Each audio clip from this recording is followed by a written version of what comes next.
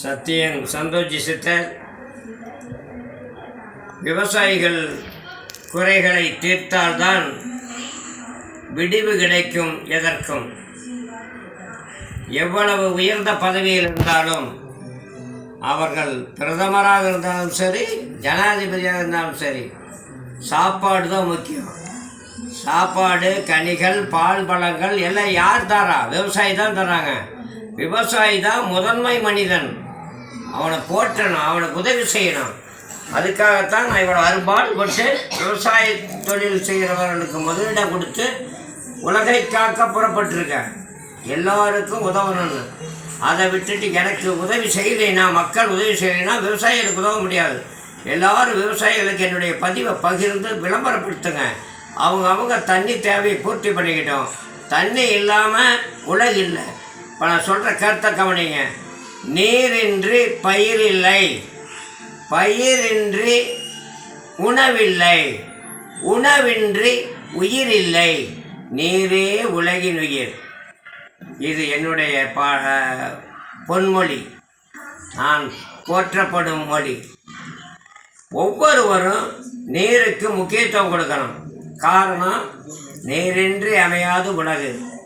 நீர் இல்லைன்னா உயிர் வாழ முடியாது. அந்த நீர் எங்கேருந்து வருது? நீர் மழையை பொழிய வைக்கணும். மழை பொழியாவிட்டால் இயற்கை எதிர்த்து நின்றால் இப்படி தான். இயற்கையை எதிர்கொள்ளக்கூடாது. எப்போவுமே இயற்கையை ஒதுக்கிடணும். இயற்கைக்கு இடைஞ்சலே செய்யக்கூடாது. காற்று மாசுபட்டுச்சு, பூமி உஷ்ணமாயிருச்சு. எல்லாம் விஞ்ஞான வளர்ச்சி தான் காரணம்.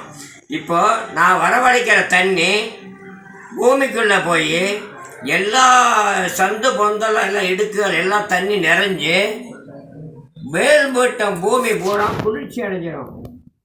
அப்போ பூமி வெப்பமயமாதல் தடுக்கும்.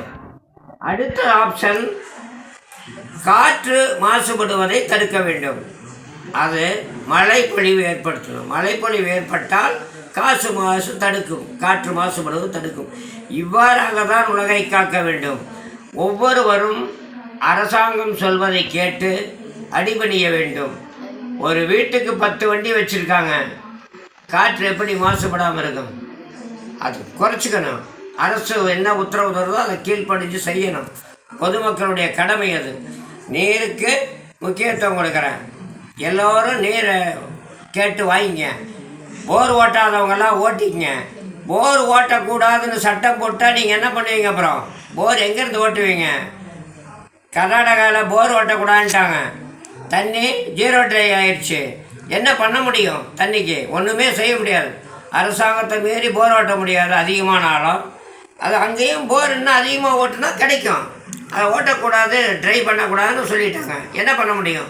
தமிழ்நாட்டில் இந்த நிலைமை வராதுன்னு என்ன உத்தரவாதம்? அதனால் இப்போ சந்தர்ப்பம் இருக்கும்போது காற்றுள்ள போதே தூற்றிக்கொள்ள வேண்டும். நான் இருக்கிற போதே பயன்படுத்திங்க. எனக்கு வயசாயிருச்சு, நீண்ட நாள் நான் இருக்க முடியாது. அதே மாதிரி வெளியெல்லாம் புறப்பட்டு போயிடுவேன். எங்கே வேணாலும் தண்ணி இல்லைன்னா நான் போயிடுவேன், வரமாட்டேன். தமிழ்நாட்டு மக்கள் இதை பயன்படுத்திக்குமாறு பணிவோடு வேண்டுகிறேன். நன்றி.